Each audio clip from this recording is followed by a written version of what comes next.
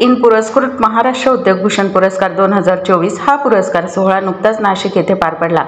या पुरस्कार सोहळ्यामध्ये best beauty salon and academy श्रेणीतील पुरस्कार हा नगर शहरातील Vaishnavi beauty spa and salon यांच्या संचालिका वैष्णवी रोकडे यांना प्रदान करण्यात आला। वैष्णवी रोकडे या गेल्या 9 ते 10 वर्ष या क्षेत्रात कार्यरत असून त्यांनी या क्षेत्रात सर्वप्रथम ब्युटी पार्लर, त्यानंतर beauty spa and salon academy सुरू करून या क्षेत्रात नगर शहरात स्वतःची अशी एक वेगळी ओळख निर्माण केली आहे।